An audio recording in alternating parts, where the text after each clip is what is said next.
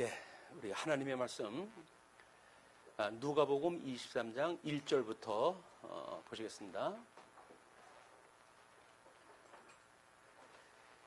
예, 우리가 다 일어나 예수를 빌라도에게 끌고 가서 고발하여 이르되 우리가 이 사람을 보매 우리 백성을 미혹하고 가이사에게 세금 바치는 것을 금하며 자칭 왕 그리스도라 하더이다 하니 빌라도가 예수께 물어 이르되 내가 유대인의 왕이냐 대답하여 이르시되 내 말이 옳도다.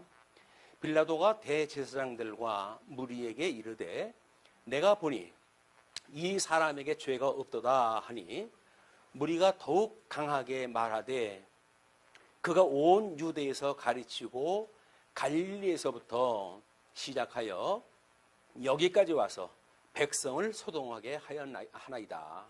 빌라도가 듣고 그가 갈릴리 사람이냐 물어 헤롯의 관할에 속한 줄을 알고 헤롯에게 보내니 그때의 헤롯이 예루살렘에 있더라. 우리가 지금 확인하는 바에 의할 것 같으면 예수 그리스도 죽으심에 대한 이야기입니다. 우리가 부활절 주일을 맞아가지고 23장을 통해가지고 이 죽으심에 대한 의미가 없으면 부활에 대한 의미가 없어요. 그래서 이 죽으심에 대한 의미를 오늘 좀 각별하게 생각을 갖다 해봐야 될 것 같습니다. 먼저 우리 소선지서를 보게 되면 선민국가 회복에 대한 예언 내용으로 전부 되어져 있고 그 중에 제3장 제3절이 말라기로 해가지고 끝이 나는데 그것이 제사의 회복 약속으로 되어져 있어요. 그럼 제사의 회복의 약속으로 되어져 있다고 한다면 우리 그 말라기서의 요절에서 이야기했던 것처럼 이제 하나님께서 보내는 자가 그 금을 연단하는 자의 불과 표백하는 자의 잿물과 같을 것이고 그가 은을 연단하여 깨끗하게 하는 자 같아서 레위 자손을 깨끗게 하되 금은과 같이 그들을 연단하리니 그들이 의로운 제물을 나 여호와께 드릴 것이다. 이렇게 됐어요. 그러면 이제 레위 지파를 통해 가지고 온전한 제사가 회복되어지는 걸 이야기를 했는데 우리 예수님이 이제 오신 것은 유다 지파의 자손으로 오신 분이거든요. 그걸 이제 히브리서 기자는 이렇게 이야기를 합니다. 또한 이와 같이 그리스도께서 대제사장 되심도 스스로 영광을 취하심이 아니요 오직 말씀하신 이가 그에게 이르시되 너는 내 아들이니 내가 오늘 너를 낳았다 하셨고 또한 이와 같이 다른 데서 말씀하시되 내가 영원히 멜기세덱의 반차를 따르는 제사장이라 하셨으니 제사장은 유대 사람들은 레위 지파를 통해 가지고 제사장의 그 계보가 지속이 돼야 되지만 우리 하나님께서는 일찍이 아브라함이 멜기세덱에게 그 제물을 바쳤던 것처럼 예물을 바쳤던 것처럼 그 멜기세덱의 반차를 따르는 특별한 제사장이에요. 이건 하나님께서 세우신 제사장이기 때문에 구약의 레위 지파 사람들만 세워야 된다고 하는 유대주의적 그런 그 사관에서 이미 초월되어져 있는 개념으로 소개가 되어지는 거예요. 이제 그런 개념으로 우리가 이걸 보게 되면 우리 구약 성경에서 속히 말하는 대로 선민국가 회복에 대한 예언을 호세아서부터 말라기까지 소개가 되어지는데 선민국가 회복에 대한 예언을 호세아로부터 미가서까지 소개가 되어지죠. 그리고 대적의 보수에 대한 예언을 나홈서부터 스바냐까지 이제 이야기가 되어지고 그리고 성전과 예루살렘 성 그리고 제사 회복에 대한 이것이 학계로부터 말라기까지 소개가 되어지는데 특별히 제사의 회복은 말라기서에서 이것이 이렇게 예언이 되어져 있고 언약이 되어져 있고 우리 예수님이 평탄케 오르셨던 세례 요한 그것이 이제 보내마 했던 사자인데 그 사자가 와가지고 예수님의 길을 이제 그 준비했던 분이란 말이에요. 이제 그런 것이 역사적으로 우리가 복음서 초반부를 이야기할 때 전부 확인됐던 일들에 이게 그렇게 되어진 대로 이제 제사가 회복이 되어지는데 예수님이 공생애를 통해 가지고 복음을 증거를 하면서 세 차례에 걸쳐 가지고 당신이 이방인 손에 넘겨줘야 되겠고, 그리고 돌아가실 것에 대한 걸 이제 끊임없이 이야기를 해서 제자들한테 그것이 이루어지는 사건을 이제 우리가 확인하다 하는 겁니다. 그래서 우리 이제 본문은 아까 읽었으니까 누가가 22장서부터 24장까지가 예수 그때 실체적인 속죄 사역의 성취 섭리를 이야기한다고 그러지 않았어요. 그렇기 때문에 선민 국가에게 언약하셨던 거룩한 백성과 제사장 나라에 대한 언약이 성취되어진다는 이야기예요. 이거는 그렇기 때문에 이거를 이루시는 구약성경 말씀대로 예수께서 실체적인 성취 섭리를 통해 가지고 독생자로 오신 중보자 그리스도이심을 증거하는 내용이다. 이게 누가가 그렇게 구약 성경을 제대로 이해를 하고 성령의 감동을 받아 가지고 복음서를 기록을 갖다 할 때 그런 논리를 따라 가지고 좀 기록을 갖다 해 갔다는 거죠. 그래서 그런 걸로 인해 가지고 우리가 칼빈의 5대 교리라고 하는 거를 개혁교회에서는 상당히 이걸 중심으로 이제 공부를 하고 있고, 특별히 이런 것이 우리들이 보는 하나님의 작정으로부터 또는 그런 그 작정을 갖다 이루시는 실행의 사건으로부터, 그리고 그걸 창조 사역과 섭리 사역으로 보는 모든 전 역사를 구분했다 했을 때 에덴 동산에서 타락하는 문제로부터 시작되어진 것이 이 칼빈의 5대 교리예요.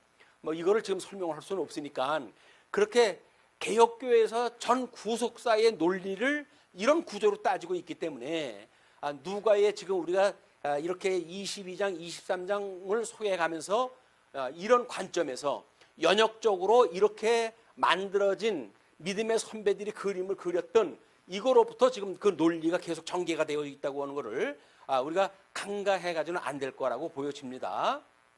그래서 대열의 문답 30문에 보시게 되면 하나님께서 모든 인류를 죄와 비참한 지위에서 멸망하게 버려 두셨는가? 이제 그런 문제를 갖다 하면서 하나님께서는 모든 사람을 보통 행위 언약이라고 칭하는 첫 언약을 위반하여 타락한 죄와 비참한 상태에 멸망하게 버려두지 않으시고 단순히 사랑하심과 자비하심으로 은혜 언약이라고 칭하는 둘째 언약으로 그 가운데 택한 자를 구출하셔서 그들로 하여금 구원의 자리에 이르게 하셨다. 그러니까 십자가의 도라고 하는 그 이야기는 죽으심과 부활의 양면이 소개가 되어야 되는 거예요. 늘 거기에 지금 이 행위 언약과 아까 그 칼빈의 5대 교리에서 봤던 것처럼 행위 언약과 그다음에 은혜 언약이 어떻게 하나님께서 섭리를 갖다 해가시는가에 대한 성경 전반을 우리가 한눈에 볼 수 있는 그림이었어요. 아까 칼빈의 5대 교리가. 그거를 믿음의 선배들이 우리들한테 세계관을 가지고 교육을 갖다 해왔는데, 일단 누가복음 23장 내용은 예수 그리스도께서 대속의 제사를 드리신 사실에 대한 증거 내용이다. 예수께서 대속의 제사를 드리신 사실에 의해서 속죄 사역을 완성하신 섭리 사역에 대한 진리를 계시하시려고 죄를 대신 지시고 십자가에서 죽으심을 증거한다. 예수 그리스도가 우리를 대속한 속죄물로 돌아가셨다고 하는 사실을 지금 23장에서 소개한다는 이야기예요. 그렇기 때문에 죄를 대신 지심과 십자가의 죽으심에 대한 내용으로 압축되어져 있는 내용을 우리가 확인을 다 할 겁니다. 그렇게 되어지게 되면 예수 그리스도의 속죄 사역의 완성을 위한 실체적 제사직은 제물, 제단, 제사장의 세 요소가 필요하다. 그 중에 23장은 대속을 위한 제물에 해당되는 내용이다. 우리는 지금 23장을 확인하고 있지만 23장부터 24장까지 나눠놨던 그 전체적인 구조 속에서 지금 23장을 확인하려고 하는 겁니다. 그렇게 했을 때 이는 성도의 신망애인 복음적 삶의 기초가 되어진다. 그래서 고린도전서 13장 13절에 그렇게 이야기를 하잖아요. 믿음, 소망, 사랑 이 세 가지는 항상 있을 것인데 그 중에 제일은 사랑이다. 이렇게 이야기를 합니다. 이제 그 사랑을 이야기할 때 뭐 그걸 결혼식장에서 축가로 부르는 정도의 이런 사랑의 영가로 이해했다 하는 세속화되어져 있는 찬송을 우리가 늘 듣고 이렇게 생활하다 하는지도 몰라요. 그런데 사랑이라고 하는 그 이야기가 과연 뭔가, 이런 그 문제를 좀 더 심도 있게 우리가 공부를 할 필요가 있는데, 제사의 3대 요소는 구약에서는 양을 잡아가지고 드렸고, 제단에서 그걸 갖다 드렸고, 그 다음에 제사장이 그걸 집행하다 했잖아요. 그걸 신약 성경에 오게 되면 예수 그리스도가 제물로 돌아가시는 사건이에요. 십자가에서 돌아가시는 사건이고, 그리고 부활하심으로 해가지고 성전을 다시 세우는 사건이에요. 그러니까 우리가 뭐 제3성전을 세워야 된다고 그렇게들 이야기를 하는데, 성전이라고 하는 거는 돌로 세워진, 이렇게 사람들이 만들어 세워졌던 성전을 제1성전이라고 그러는 겁니다.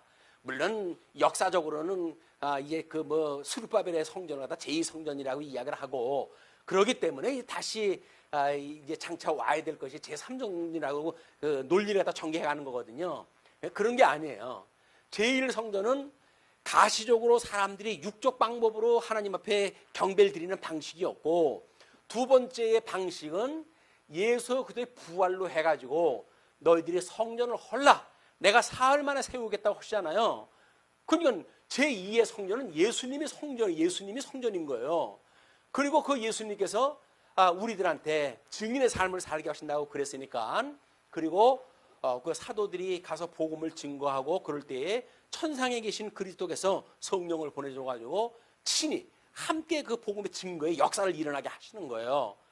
그래서 증인으로 살아가는 성도들의 삶이야말로 너희들이 지어져가는 성전인 줄 모르느냐 라고 해가지고 제3전은 지금 성도들의 마음속에서 이게 지어져가는 거거든요. 어딜 예루살렘으로 가려고 그럽니까? 요즘도 뭐 여러분 과거로 돌아갈 겁니까? 뭐 이렇게 해가지고 회자가 되고 그렇던데, 어떻게 2000년으로 돌아갈 생각을 합니까?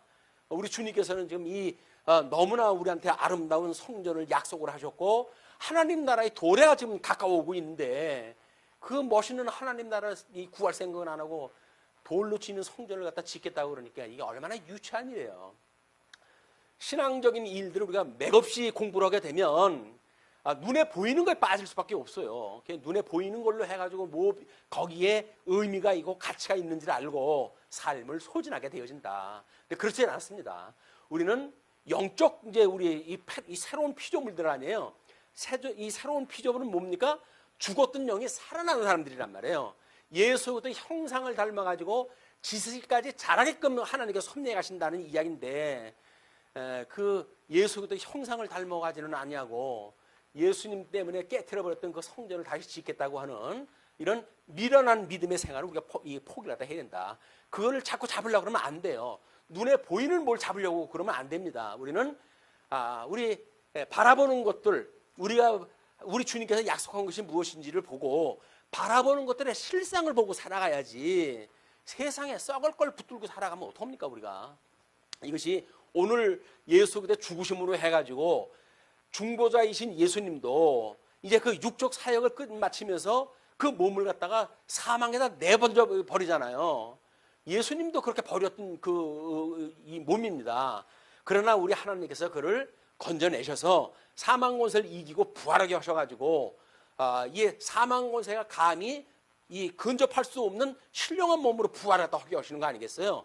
우리도 그런 부활의 몸을 소망으로 하고 살아가야지, 겨우 썩을 몸을 가지고 뭐 좀 더 윤택을 내면 뭐 폼이 있을까, 아무런 의미가 없어요. 다 관짝에 넣게 되면 그분들이 다 화장시켜가지고 그냥 그 뭐 하얀 밀가루 칠하듯이 그렇게 해가지고 그리고 그냥 보냅니다. 그거에 너무 미련 가질 거 없어요. 잠시 왔다 가는 인생이기 때문에 우리가 정말 하나님의 영광이 가득한 그런 예수님의 형상화되어져 있는 몸으로 하나님 나라를 소망으로 살아가는 것이 우리들의 기쁨이고 소망 아닙니까? 그거를 우리 이제 예수 그리스도의 부활에서 이걸 찾을 수가 있다는 거예요. 그렇게 했을 때 예수님이 승천을 하실 때 이것이 대제사장입니다. 대제사장. 예수님이 십자가에 돌아가실 때 휘장이 갈라지잖아요. 그 휘장이 갈라짐으로 해가지고 눈으로 보이는 가시적인 성전은 폐기가 된 거예요, 이미. 왜냐하면 예수님이 이제 그 십자가에 돌아가실 때 휘장이 갈라져 버렸어요. 그래서 대제사장이 한 차례 들어갈 수 있는 지성소가 이미 예수님이 승천하심으로 해가지고 영원한 성취가 이루어진 겁니다. 우리 예수님이 대제사장으로 해가지고 우리 하나님 보좌 우편에 계신 거예요. 여전히 우리를 향해 가지고 중보의 기도를 다 하시잖아요. 그러니까 우리는 연약해가지고 맨날 넘어지고 맨날 그렇지만 우리 주님께서는 여전히 오래 참으시고 우리를 사랑하셔가지고 중보 기도를 다 하시고 나에게 보내주신 자 하나도 떨어지지 않게 해주세요 라고 하는 기도를 지금도 하고 계시는 거예요. 그런 주님을 믿는 것이 믿음이라고 그러는 거예요. 그러니까 그렇게 했을 때 성도들이 그 신방에 대한 원리가 뭡니까? 예수 그리스도의 부활의 역사를 갖다 믿는 걸 우리가 믿음의 역사라고 그러는 거예요. 가시적인 것이 아니에요. 믿음이라고 하는 그 이야기는 믿음의 공간 영역이 있잖아요. 이제 우리가 중생돼 가지고 성령의 소용을 받아가 살아가는 영역이 그걸 믿음의 영역이라고 그러는데 거기서 일어나는 일을 믿음의 역사라고 이야기를 하는 겁니다. 세상에 감당할 수가 없어요. 그거는.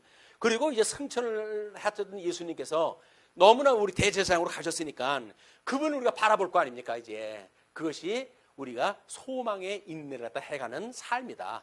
비록 우리가 현재 밥을 먹고 사는 이 공간 세계가 힘들고 어렵다 할지라도 끊임없이 소망의 인내를 가지고 참고 주님의 날을 기다리게 되어진다. 그래서 그렇게 사는 사람들이 사는 것이 예수 그리스도의 죽으심에 동참한 자들이에요. 그럼 내가 예수님이 나를 대속했고 우리가 신앙 고백하기를 내가 예수님과 함께 죽었어요 라고 신앙 고백을 하면 내가 죽었다고 하는 고백이 뭘로 드러납니까? 사랑의 속으로 드러난단 말이에요. 왜? 아니 내 삶에 가지고 다른 사람을 지금 살려가는 일을 갖다 해야 되는 일인데 근데 그거를 무슨 이해관계를 따져가지고 저 인간 도와줘가지고 뭐 나한테 이게 있겠냐 없겠냐 이런 게 이건 세상에서 논하는 겁니다.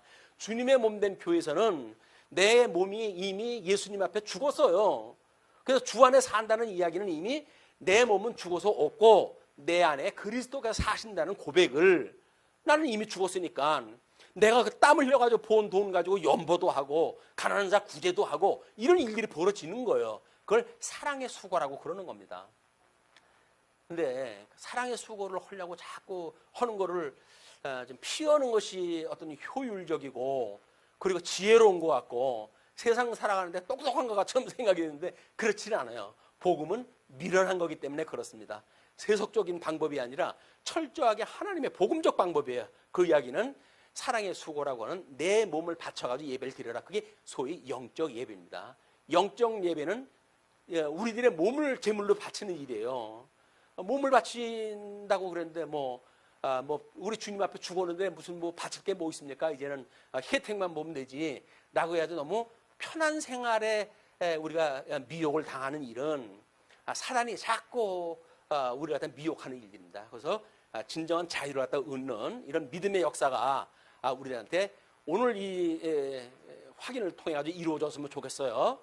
그래서 아까 1절로부터 7절까지 본문 읽었던 내용입니다. 이제 거기 누가복음 18장 32절에 예수님께서 마지막으로 인자가 이방인에게 넘겨져 희롱을 당하고 능욕을 당하고 침뱉음을 당하겠으며 그들은 채찍질하고 그를 죽일 것이나 그는 3일 만에 살아나리라 하시되 마지막 우리 유수에 대한 구약 성경이 예를 들어 가지고 어떻게 당신이 돌아가셔야 될 건가를 이야기를 했잖아요. 그 이야기 했던 것이 이루어지는 사건이에요. 이게 놀랍지 않습니까? 이미 우리 말라기면은 주전 400년 전에 있었던 일들인데 그 역사가 예수님의 초림으로 해가지고 성취가 되어지고 그리고 예수님이 지금 십자가에 돌아가시는 사건이 그 모형적으로 보였던 이스라엘 역사가 그대로 실현되어지는 거 아닙니까? 우리는 그래서 믿지 않을 수가 없는 거야. 그런 그거를 우리가 볼 수가 있고 거기에 이제 우리가 끌려갈 때의 그런 그 모습들을 특별히 솔로몬이 성전을 짓고 그리고 하나님 앞에 기도를 했다 하잖아요. 그 기도를 했다 했을 때 특징이 뭐냐면 하나님께서 사로잡힌 자들이 그런 곳에서 이 성전을 향하여 기도하게 되면 그들을 불쌍히 여기시고 돌아올 수 있게 해주세요 라고 기도했던 것이 성전을 짓고 기도했던 솔로몬의 기도예요. 그 솔로몬의 기도는 자기가 자발적으로 어떤 창조적으로 만들어낸 것이 아니라 신명기에 언약되어진 거대로 기도를 했고 그 기도대로 지금 이스라엘 백성들은 포로로 끌려갔단 말이에요. 그렇게 해야 다시 돌아올 희망을 가지고 그 사람들이 포로 생활을 할 거 아닙니까? 예수님이 지금 십자가에 못 지고 돌아가시는데 다시 살아날 소망이 없다고 한다면 제자들은 그랬잖아요. 야, 다 걸렸다. 가자. 그래가지고 다시 고기 잡는 대로 가고 다 그렇게 되어진 것이 믿음이 없기 때문에 그런 거거든요. 근데 우리 주님이 약속하신 대로 내가 보혜사 성령을 보내줄 터인데 내가 일렀던 모든 말을 기억나게 할 것이다 라고 이야기하신 대로 성령을 보내주셔가지고 비로소 우리들이 그걸 깨닫게 되어진 거예요. 거듭나고 중생되어져가지고 보이지 않는 세계를 보게 되어진 거예요. 신령한 세계를 보고 살아가는 성도가 우리가 삶이 주어졌다. 우리의 정체성은 그래도 다른 사람하고 좀 달라져야 되겠죠. 그래서 뭐 역대하 10장 15절이라든가 대하 36장 10절 뭐 이럴 때 하나님이 갈대아 왕의 손에 그들을 다 넘겼다라고 하는 그 이야기도 마찬가지예요. 예수님을 이방인 손에 넘겨야 된다는 이야기거든요. 그리고 그 아래 17절 보시게 되면 하나님이 갈대아 왕의 손에 그들을 다 넘기심에 또 맨 아래서 두 번째 20절 칼에서 살아남은 자를 그가 바벨론으로 사로잡아 가매 육신으로 그 고통을 다 주고 그리고 겨우 숨만 쉬고 있는 그리스도를 끝내 십자가에 못 박아가지고 피를 다 흘려가지고 운명하는 데까지 끌고 가는 것이 사단들이 하는 일이에요 이게. 자, 그러면 우리는 이제 그렇게 죽을 수밖에 없는데 예수님이 돌아가셨으니까. 그런데 예수님은 사망 것을 이기시고 부활하신 거 아니겠어요? 그 부활하심으로 해가지고 소망이 된 거죠. 모든 사람이 죄의 값은 사망이라고 그러는데 우리가 이렇게 죄 중에 살면 이렇게 우리가 주님 앞에 어떻게 갈 수가 있습니까? 라고 고민할 이유가 없는 것이 그 죄의 값을 위해서 우리 주님이 대속하셨다는 겁니다. 그래서 우리들이 그런 죄의 값을 용서했던 주님의 은혜를 깨닫고 은혜의 감동을 가지고 살아가는 것이 성도들의 삶이다. 뭐 당연히 그렇게 해야 돼서 하는 게 아닙니다. 그거 우리가 당위로 이제 이 신앙생활을 자꾸 하게 되면 힘이 드는데 그렇지는 않습니다. 자, 그러면 다음 번이 이제 8절로 12절 헤롯에게 조롱당하신 예수님에 대한 이야기예요. 헤롯이 예수를 보고 매우 기뻐하니 이는 그의 소문을 들었으므로 보고자 한지 오래였고 또한 무엇이나 이적 행하심을 볼까 바랐던 영고로라. 여러 말로 물으니 아무 말도 대답하지 아니하시니 대제사장들과 서기관들이 서서 힘써 고발하더라.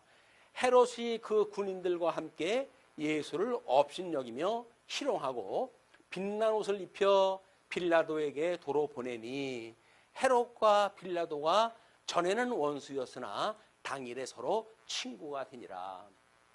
자, 이방인 손에 넘겨줘야 되기 때문에 빌라도에게 갔어요. 이제 왜 이 살인에 대한 이런 사형 집행권은 로마 제국에서 가지고 있는 거거든요.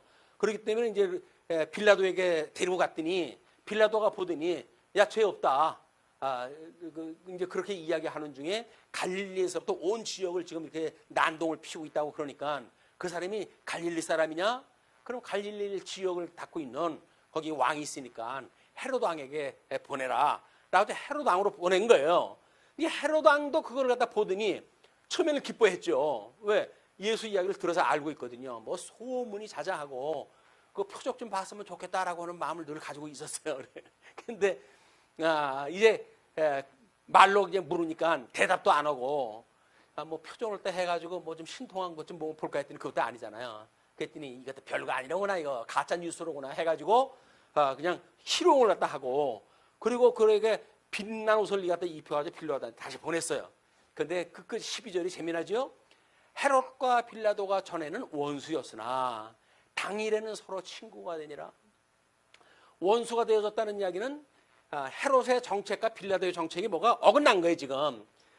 뭐 종교도 다르고 뭐 이제 입장도 다르고 하니까 그렇게 됐었는데 지금 친구가 됐다고 하는 걸로 보아가지고는 뭔가 의기가 소통하게 되는 거 아니에요.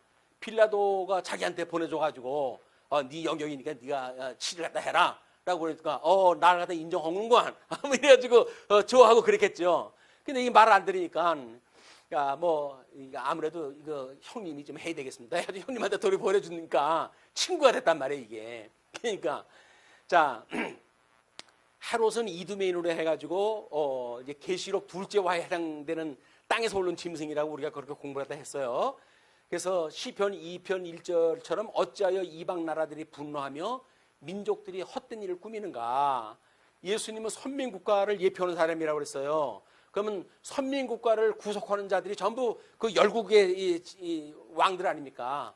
그거들이 헛된 일을 갖다 꾸민다. 그래서 여호와와 그의 기름 부음 받은 자를 대적하며, 이거는 이미 시편 기자들이고 뭐 구약 성경 처처 있는 이야기들이에요. 이게 그것대로 지금 이루어지는 것이다. 그런데 예수님도 이제 시편 기자도 그렇게 고백을 했잖아요. 나는 벌레고 사람이 아니라 사람의 비방거리고 백성의 조롱거리입니다라고 고백을 갖다 한 내용들이 22편 6절에 소개가 되어진 거예요. 구약 성경을 이해를 하고 하나님의 그런 언약을 제대로 이해한 사람들은 나름대로 시편을 통해 가지고 신앙 고백을 갖다 했는데 이런 내용으로 고백을 갖다 한 거예요. 그 고백대로 예수님이 오셔가지고 십자가에 지금 돌아가시게 됐고, 우리는 그거를 이것이 구약의 모든 선지자와 율법이 이야기한 대로 예수님이 오셨다 함을 우리가 믿고, 그거대로 이제 다시 부활하시겠구나 라고는 믿음을 가지고 지금 이 사건을 보고 있단 말이에요. 우리가 보통 사람들이 아닙니다. 이건 중생되고 거듭나지를 않으면 볼 수 없는 세계를 지금 우리가 보고 있는 겁니다. 자, 그렇기 때문에 뭐 예레미야 선지서에도 마찬가지죠. 20장 7절에 보니까 나를 조롱하나이다. 뭐 24장 9절에 보게 되면 조롱과 저주를 밟게 할 것이고 라고 하는 것이 이미 언약되어 있어요. 처처에 언약되어 있어요. 이거 뭐 지면이 모자라가지고 제가 몇 개만 소개했다 하지, 이것만 뽑으려면 전 성경 다 뽑아야 돼요. 그럴 정도로 이게 많은 일들이다. 어떤 성경 구절 뭐 똑같은 것만 하나 가지고 설명하는 방식은 옳지 않습니다. 자, 다음 13절로 25절, 이방인 빌라도에게 정죄되시며, 이제 자, 빌라도가 대제사장들과 관리들과 백성들을 불러 모으고 이르되 너희가 이 사람이 백성을 미혹하는 자라 하여 내게 끌고 왔도다. 보라, 내가 너희 앞에서 신문하였을 때 너희가 고발하는 일에 대하여 이 사람에게서 죄를 찾지 못하였고 헤롯이 또한 그렇게 하여 그를 우리에게 도로 보내었도다. 헤롯도 죄를 찾지 못해가지고 나한테 다시 보낸 건 너희들 알잖아, 그 얘기예요. 그러니까 보라, 그가 행한 일에는 죽일 일이 없느니라. 그러므로 때려서 놓겠노라. 그 빌라도가 총독으로 와가지고 최소한도 자기의 권한을 쓸 수 있는 일은 그 정도밖에 안 된다는 이야기죠. 그러니까 무리가 일제히 소리질러 이르되 이 사람을 없이하고 바라바를 우리에게 놓아주소서 하니, 이제 이 바라바는 성중에서 일어난 밀란과 살인으로 말미암아 옥에 갇힌 자인데, 빌라도는 예수를 놓고자 해가지고 이제 그들에게 다시 또 이야기를 해요. 그러나 그들은 소리질러 이르되 그를 십자가에 못 박게 하소서, 십자가에 못 박게 하소서 하는지라. 빌라도가 세 번째 말하되 이 사람이 무슨 악한 일을 하였느냐. 나는 그에게서 죽일 죄를 찾지 못하였나니 때려서 놓으리라. 마지막 선언을 갖다 했어요. 그런데 그들이 큰 소리로 재촉하여 십자가에 못 박기를 구하니 그들의 소리가 이긴지라. 이에 빌라도가 그들이 구하는 대로 하기를 언도하고. 빌라도는 정치인입니다. 정치인이라고 하는 그 이야기는 일이 시끄럽게 되면 안 돼요. 우리 장교 출신도 알지만 문제가 되면 안 됩니다. 그냥 문제가 될 수 있는 대로 안 놔야 되는 거예요. 그렇기 때문에 빌라도는 자기 적법 절차에 의하게 되면 몇 대를 가지고 보내는 수밖에 없어요. 그런데 이거는 이제 밀란이 일어나게 생긴 거 아닙니까? 이 밀란이 일어난다고 한다면 총독 일 그만해야죠. 너 들어와. 그래가지고 무슨 이제 이 형을 당할지 모르니까 할 수 없이 구하는 대로 해야죠. 언도를 갖다 하고, 그들이 요구하는 자 곧 밀란과 살인으로 말미암아 옥에 갇힌 자를 놓아주고 예수는 넘겨주어 그들의 뜻대로 하게 하니라. 결국은 그들의 그 소원 성취가 들어졌어요. 이것도 이방인 빌라도에게 정죄되어야 하는 이유는 구약 성경을 응하게 하시기 위한 일이라고 이야기를 했고, 우리는 사도신경에서 본디오 빌라도에게 고난을 받으사 십자가에 못 박혀 죽으시고, 난 신앙 고백을 매일 갖다 해요. 이걸 아니 본디오 빌라도가 뭐라고 자꾸 그것이 그 중요한 고백을 갖다 하는데 이게 들어갑니까? 이 항목이 이방인 손에 넘겨져야 된다고 했던 언약대로 되어졌다는 거예요. 그 이야기는 우리들도 여전히 그리스도 바깥에 있는 자들로 인해 가지고 너희들 핍박받을 수밖에 없다고 하는 그런 믿음을 가지고 고백을 하는 겁니다. 그래서 뭐 이제 그 예수님이 이제 십자가에 돌아가셔야 되는데 그 이야기는 민수기에 이미 노뱀 사건이 있었잖아요. 그 이제 그런 것들 이미 이루어지는 일들이고 요한복음에서도 그 사건이 예수님이 그렇게 죽으셔야 된다고 하는 걸 이야기를 했고 갈라디아서에서도 나무 위에 달린 자마다 저주 아래에 있는 자라 이렇게 이야기를 했잖아요. 우리 죄를 전부 쓰시고 저주 아래에 돌아가셔야 되는 예수 그때의 비참함 이거를 우리가 공감을 하지 않으면 부활의 의미가 뭡니까? 뭐가 있습니까? 그런 마음도 없이 떡을 떼고 잔을 나눈들 그게 무슨 소용이 있겠어요? 우리가 성찬식을 할 때마다 그런 그 구원에 대한 뭐 죄 사함에 대한 그런 찬송가를 겸해 가지고 하는 일들은 그런 걸 우리가 생각하고 기억하는 데 의미가 있다는 이야기죠. 그래서 결국은 선민국가의 유수와 회복의 섭리는 모든 아담의 후손에 대한 모형적 섭리로서 실체에 대한 예표적 사역이다.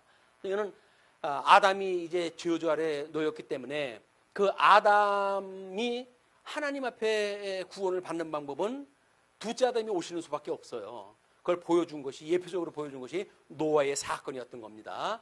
노아의 사건처럼 예표적으로 보여줬을 때 방주 아래 들어가는 8 식구만 구원을 받는 이런 모형을 보내줘가지고 오늘 우리가 이 살아가는 우리도 마찬가지죠. 주님 안에 살아가는 성도들 우리들의 생명의 방주가 되신 예수 그리스도 안에 있는 자들 이런 자들만 우리 영원한 구원에 들어간다고 하는 그런 걸 우리가 이 성경을 전체를 통해 확인하다 했으면 좋겠습니다. 자, 그리고 이제 성경 두 번째 문단으로 넘어가게 되면 26절로부터 56절이 십자가에 죽으시는 사건이에요. 이제 아까 준비가 됐다고 한다면 이번은 친히 돌아가시는 사건인데 대열이 문답 49문에 이렇게 나와져 있습니다. 그리스도께서 그의 죽으심에서 어떻게 자기를 낮추셨는가? 그리스도께서 그의 죽으심에서 자기를 낮추신 것은 가룟 유다에게 배반당하시고 또 그 제자들에게 버림받으시고 이 세상의 조롱과 배척을 받으시고 빌라도에게 정죄를 받으신 후 핍박하는 자들에게 고난을 받으시고 죽으시고 죽음의 공포와 흑암의 권세와 싸우시며 하나님의 무서운 진노를 느끼시고 견디시고 자기 생명을 속죄 제물로 내놓으시고 고통과 수욕과 저주된 십자가의 죽음의 참으심에서였다. 비하의 신분이에요. 예수님의 비하의 신분. 그냥 우리를 위해서 십자가에 못 박아 죽으셨다고 그러니까 하나님이 뭐 돌아가시는 것이 그렇게 힘들겠어? 라고 하는 영지주의 같은 생각까지만 안 됩니다. 우리가 어떤 그 예수님의 이 죽으심에 대한 고통이 그게 절절히 공감되는 것만큼 우리는 하나님 앞에 우리의 죄를 돌아볼 수밖에 없는 거예요.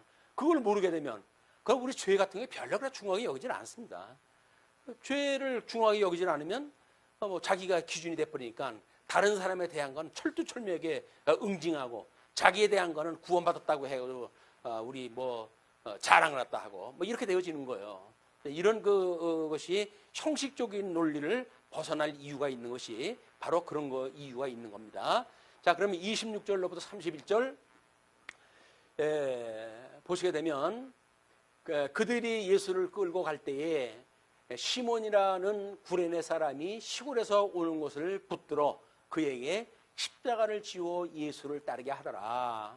또 백성과 및 그를 위하여 가슴을 치며 슬 피우는 여자의 큰 무리가 따라오는지라. 예수께서 돌이켜 그들을 향하여 이르시되 예루살렘의 딸들아 나를 위하여 울지 말고 너희와 너희 자녀를 위하여 울라. 보라, 날이 이르면 사람이 말하기를 잉태하지 못하는 이와 해산하지 못하는 배와 먹이지 못하는 저지 복이 있다 하리라.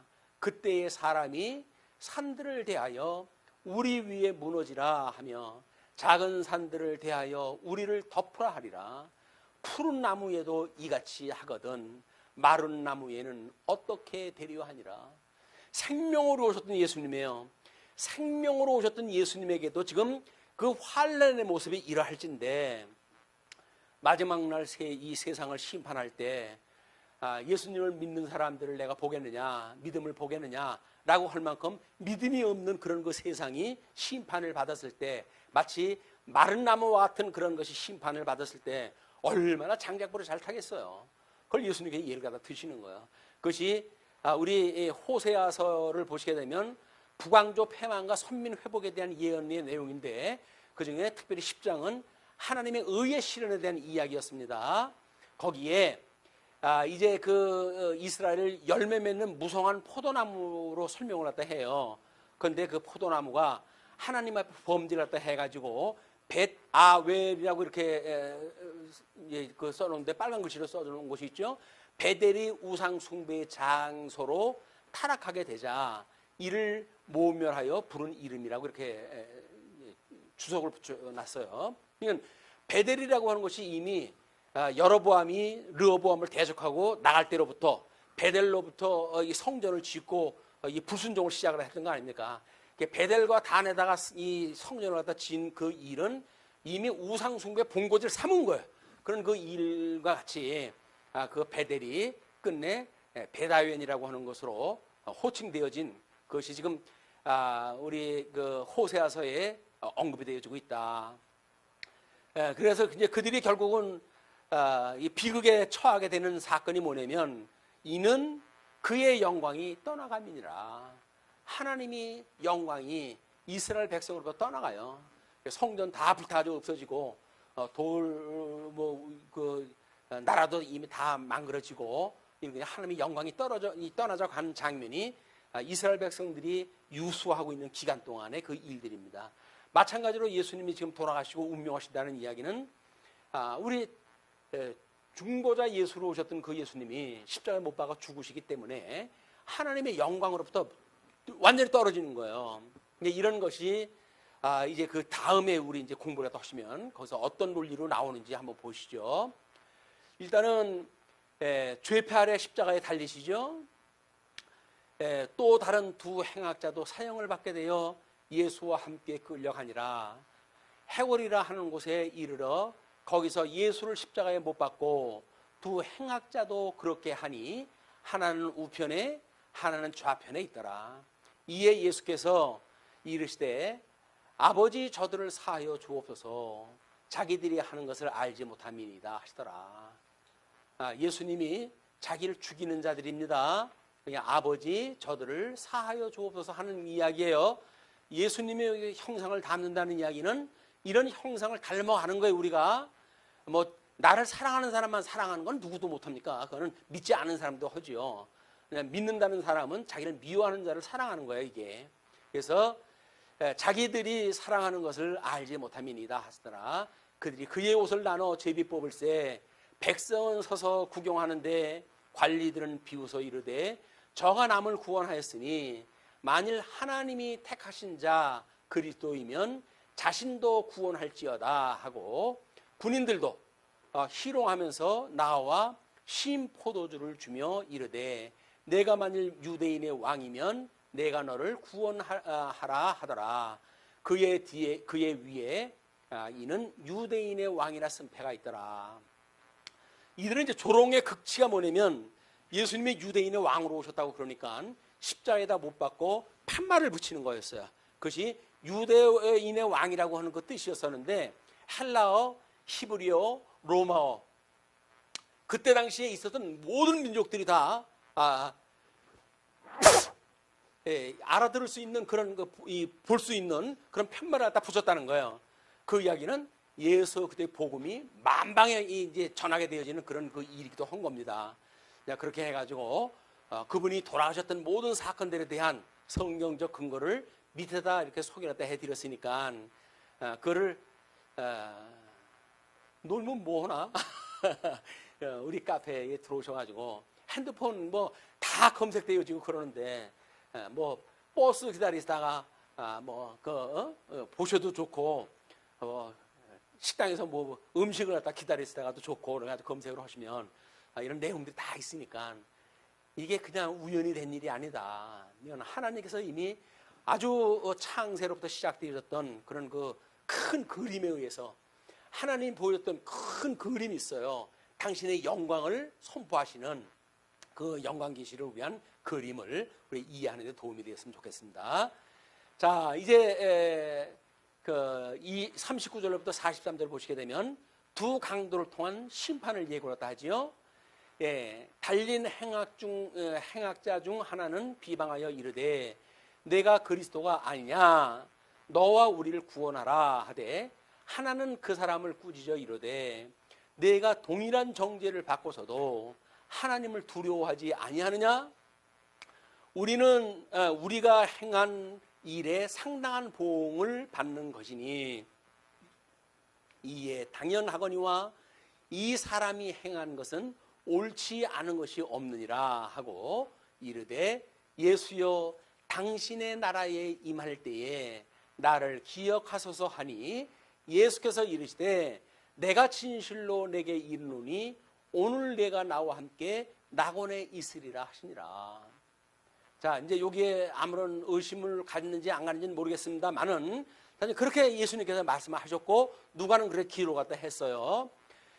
우리 사도행전 4장 10절에 너희와 모든 이스라엘 백성들은 알라 너희가 십자가에 못 박고 하나님이 죽은 자 가운데서 살리신 나사렛 예수 그리스도의 이름으로 이 사람이 건강하게 되어 너희 앞에 섰느니라. 사도행전에서 있었던 일이에요. 그 예수님의 이름으로 지금 이 사람이 건강하게 섰다 그런 그 이야기거든요.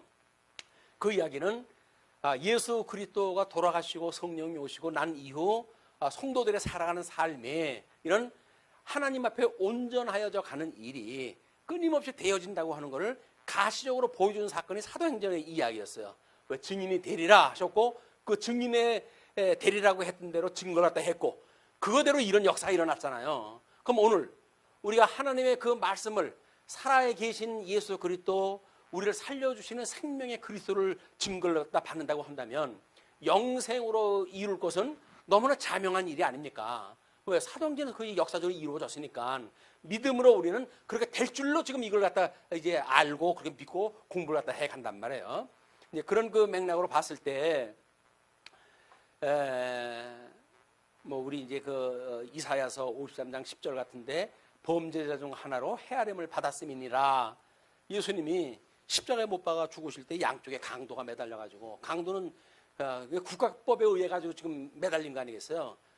그러니까 그 중에 이제 시비가 벌어진 거예요. 이제 둘 간에 하나는 뭐 하나님이라고 한다면 그리스도라고 한다면 우리를 살려라 뭐 이렇게 해가지고 이렇게 이제 장난스러운 이야기를 하고 한쪽에 있는 그 죄수는 너는 그런 소리 갖다 험못 쓴다고 그러면서 예수님한테 하나님 나라 임하실 때 저도 함께 있게 해주세요라고 고백을 합니다. 믿음이라고 하는 것은 그렇게 긴 시간이 필요하지는 않습니다. 하나님께 은혜를 주시는 순간에 이게 이루어지는 사건이에요. 그걸 우리가 이렇게 예수도 영접하는 사건으로 이해했다 하는데 우리는 영접한 사람들이 모여가지고 성경을 배우고 신앙생활을 한다는 이야기는 뭐예요? 구원받기 위한 거라고 하는 광의적으로 이야기를 하게 되면 예수님으로 말미암아 내가 구원받았어 라고 하는 중생의 경험을 했다 할지라도 끊임없이 우리 주님 오신 날까지 시험에 들거든요. 그거로부터 견딜 수 있는 방법은 하나님의 말씀으로 우리가 설 수가 있다고 하는 것을 끊임없이 확인하는 일들이에요, 이게. 그래서 주님 오신 날까지 하나님의 말씀을 일용할 양식으로 구할 일이다. 거기 뭐 대여리문답 이제 165문에서도 그렇게 이야기를 했거든요. 세례라는 무엇인가 이런 거 이야기를 했고. 자, 그러면 44절로부터 49절 예수께서 죽으셔요. 때가 제 6시쯤 되어 해가 빛을 잃고 온 땅에 어둠이 임하여 제 9시까지 계속하며 성소의 휘장이 한가운데가 찢어지더라. 예수께서 큰 소리로 불러 이르시되 아버지 내 영혼을 아버지 손에 부탁하나이다 하고 이 말씀을 하신 후 숨지시니라. 백부장이 그 된 일을 보고 하나님께 영광을 돌려 이르되 이 사람은 정녕 의인이었도다 하고 이를 구경하러 모인 무리도 그 된 일을 보고 다 가슴을 치고 돌아가고 예수를 아는 자들과 갈릴리로부터 따라온 여자들도 다 멀리 서서 이 일을 보니라. 성도 모든 사람들은 사실은 죄의 값이 사망이기 때문에 죄 앞에 당당한 사람이 없어요. 그 죄가 있다고 한다면 허다못해 다른 사람 앞에서 동공이 흔들리는 한이 있고 다 눈치를 채게끔 되어져 있는 겁니다. 아무리 천연덕스러운 일 갖다 해도 안 돼요. 다 티가 나요. 조바심이 나가지고 뭐 손짓을 하든 발을 갖다 뭐 이렇게 한다든지 그런 그 일들이 있잖아요. 우리 아이들이 특별히 이제 부모님 눈속임을 했을 때 부모님들이 뻔히 알지 않습니까? 그거를 지네들은 천연덕스럽게 거짓말도 하지만 부모님은 다 알고 계시는 그런 그 내용들처럼 하나님이 다 알고 계신 일이 아니겠어요. 그렇기 때문에 예수님을 믿지 않아도 사람들이 하나님의 그 죄 때문에 무서워하는 거예요. 죄의 값은 사망이니까 필연적으로 죽어야 되는데, 그러면 이 죽음에 대한 문제를 예수 그리스도의 부활이라고 하는 이 부활의 첫 열매가 되어져서 우리가 이 첫 열매를 먹지 않는 한 소망이 없는 일입니다. 그거를 오늘 이제 부활절로 해서 우리가 지키게 되어지는 겁니다. 끝으로 50절로 56절을 보시게 되면 예수께서 무덤에 묻히는 사건이 소개가 되어져요. 공회의원으로 선하고 의로운 요셉이라 하는 사람이 있으니 그들의 결의와 행사에 찬성하지 아니하는 자라. 이는 어떤 조직이고 회의를 했다 하게 되면 가부를 묻게끔 되어져 있어요. 거기에 과연 그런 거를 지킬 수 있는 이런 사람은 흔치 않죠. 그런데 그는 유대인의 동네 아리마대 사람이요 하나님의 나라를 기다리는 자라. 그가 빌라도에게 가서 예수의 시체를 달라 하여 이를 내려 세마파로 싸고 아직 사람을 장사한 일이 없는 바위에 판 무덤에 넣어두니, 이것도 전부 성경대로 응하기 위한 그 일입니다. 뭐 다른 복음서 이야기할 때 역사적인 사건을 수차로 이걸 확인했다 했기 때문에 오늘은 그런 구체적인 설명은 하지는 않습니다. 그래서 이날은 준비일이요 안식일에 거의 되었더라. 갈릴리에서 예수와 함께 온 여자들이 뒤를 따라 그 무덤과 그의 시체를 어떻게 두었는지를 보고 돌아가 향품과 향유를 준비하더라. 계명을 따라 안식일에 쉬더라. 계명을 따라 안식에 쉬는데 지금 예수님의 장사를 준비하고 했던 사람들은 다 안식으로 돌아갔을 거 아니겠어요? 그럼 예수님은 뭐 하고 계실까요? 계명을 다른 사람 다 지키는데 예수님도 안식하시는 거예요. 무덤 속에서 안식을 갖다 하시는 그 일을 갖다 하신다. 사망권사에 돌아가셨지만은 하나님께서 어두움이 그를 잡아놓을 수 없겠다고 하는 약속을 알고 계시고 그렇기 때문에 돌아가시기 전에 끝없이 그걸 기도를 갖다 했어요. 그렇기 때문에 그 기도대로 주님께서 이제 부활을 갖다 시켜주실 걸 믿고 지금 안식을 갖다 하고 계신 그런 그 모습을 보게 되어집니다. 그렇기 때문에 음부에 내려간다고 한다면 우리가 엄청난 그 음부 권세들의 공격이 있을 거 아닙니까? 그럼에도 불구하고 예수님은 담담하게 지금 안식을 할 수 있다는 이야기는 뭐예요? 하나님께서 그걸 지켜주시고 계시다는 거 아니겠어요?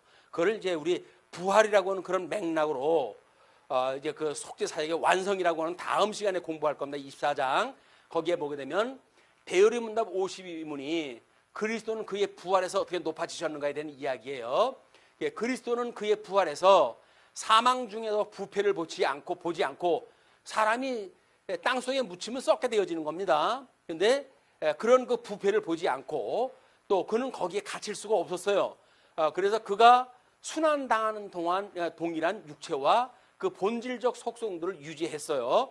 인간의 몸을 그 속성으로부터 다르기 때문에 이게 되어진 게 아닙니다. 그러나 현세의 생명에 속한 가멸성, 이제 뭐 시신은 썩게끔 되어져 있으니까 그 가멸성과 다른 공통적 연약성, 그건 어쩔 수 없는 그런 그 조건이란 말이에요. 이런 것이 없도록 그 이야기에 단서를 딱 붙여놓은 것이 실제로 그의 영혼과 연합이 되어 사흘 만에 연합이 되어질 때는 그 가멸성과 연약성이 없도록 보관되어져 있던 그 육신과 그 다시 살아나가지고 그의 영혼이 함께 합혀지게 되어졌다 그 이야기예요. 그래서 그리하여 자신을 하나님의 아들임과 하나님의 공의를 만족시키셨은가. 사망과 사망의 권세 가진 자들이 그들의 이겼음과 그리고 산자와 죽은 자의 주되심을 선포하였다. 그는 이 모든 것을 자기 교회의 머리라는 공인으로서 그들의 칭의와 은혜의 중생, 원수들에 대항하는 후원, 그리고 그들에게 죽은 자들로부터 마지막 날에 부활함을 확증시키기 위하여 행하셨다. 부활의 첫 열매가 되신 분은 마지막 날 심판주로 오셔가지고 이런 모든 것들을 이제 결산하다 하게 되어질 겁니다. 이제 그 마가복음 16장 19절에 이런 그 성경 구절이 있어요. 주 예수께서 말씀을 마치신 후에 하늘로 올려지사 하나님 우편에 앉으시니라. 제자들이 나가 두루 전파할세 주께서 함께 역사하사. 이게 지금 예수님은 하늘에 계신데도 불구하고 제자들이 복음을 증거할 때 이야기예요. 주께서 함께 역사하사 그 따르는 표적으로 말씀을 확실히 증언하시니라.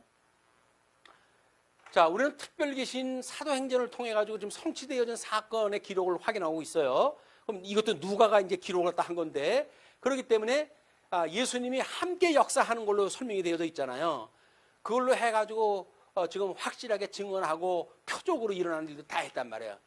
그러면 그때 표적이라고 해서 지금도 표적이 있어야 되느냐라고 하는 그 이야기를 뭐라 그랬어요?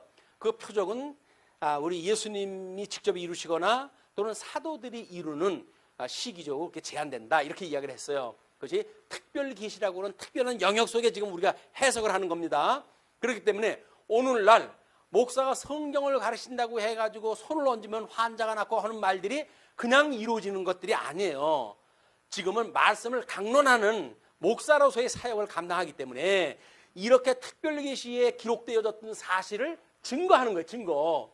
과거에 이거 봐, 언약한 대로 이렇게 이루어졌어 라고 이런 걸 이야기함으로 해서 믿음을 우리 주님께서 주십사하고 구하는 일들을 우리가 해가는 일이지, 목사가 특별한 능력이 있어가지고 뭘 하는 게 아니란 말이에요.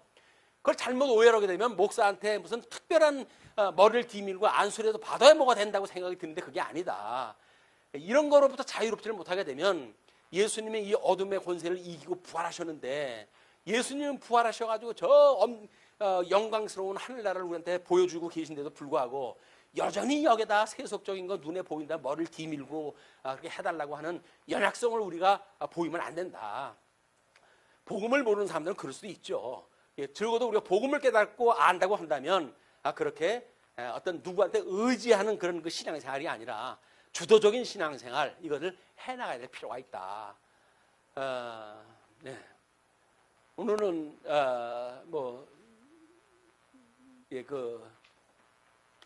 아마 이제 그 아까 문제 제기했던 거를 23장 43절에 예수께서 이르시되 내가 진실로 내게 이르노니 오늘 내가 나와 함께 낙원에 있으리라 그랬잖아요.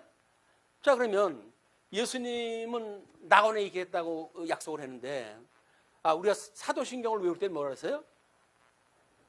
본디오 빌라도 고난을 받으사 십자가에 못 박아 죽으시고 음부에까지 내려가시고, 지금은 이제 우리가 한국교회에서는 그걸 뺐어요.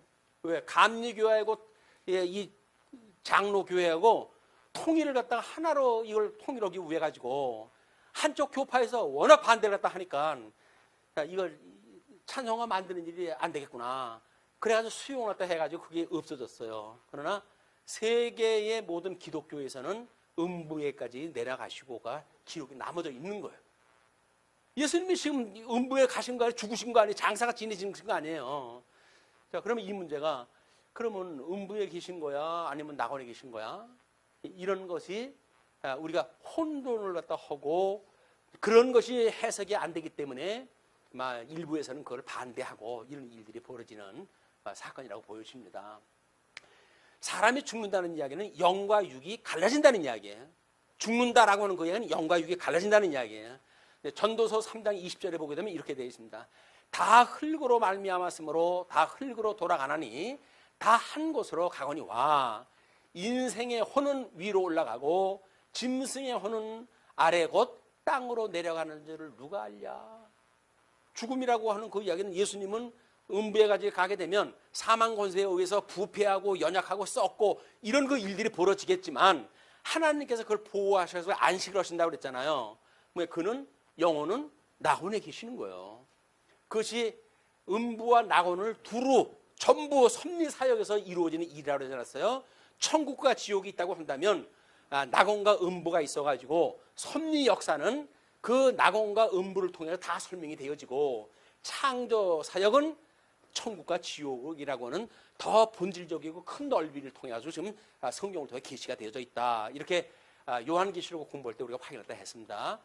그런 범주를 우리가 이렇게 큰 그림을 알고 있지는 않으면 성경을 읽다가 군데군데 가가지고 모순을 느끼고 그래요. 근데 큰 그림을 알면 이렇게 우리가 모순을 느끼지 않습니다. 다 연역적으로 아주 하나로 이게 맞기 때문에 그렇습니다. 네, 오늘은 이걸로 마치죠. 기도하시겠습니다. 자비로우신 우리 하나님 아버지 은혜를 감사합니다. 죽었던 우리를 살리셔서 우리 주 예수 그리스도의 부활에 참여케 하시는 놀라운 은혜를 주시는 우리 하나님 아버지 감사합니다. 예수님으로 말미암아 그 부활에 참여가 되어졌고, 그래서 우리가 우리 주님 오시는 그날까지 우리 주님의 보호하심을 받아 살아갈 것을 믿고 소망의 인내를 가고 믿음의 역사를 이제 일으키며 살아가는 하는 성도의 삶을 주시는 하나님 아버지 은혜를 감사합니다. 예수님으로 말미암아 칭의의 열매로 우리가 하나님 앞에 의로운 영적 제사를 드릴 수 있게 해 주셨다고 하는데, 우리의 몸을 하나님 앞에 드리는 영적 예배가 가능할 수 있도록 주께서 붙드시고 지켜주시옵소서. 우리가 관념적인 신앙생활이 아니라 실체적인 신앙생활에 더욱 한 발자국 더욱 가까이 가는 이런 부활주일이 될 수 있도록 주님 은혜를 베풀어 주시옵소서. 이를 위하여 기도로 말씀으로 또는 연보로 받은 은사를 따라서 섬기는 손길 위에 우리 주님 크신 은총이 함께 하시기를 비옵고, 선한 일을 하는데 결코 방해받지 않도록 주께서 늘 붙들어 주옵소서. 우리 주 예수 그리스도의 이름으로 기도하옵나이다. 아멘.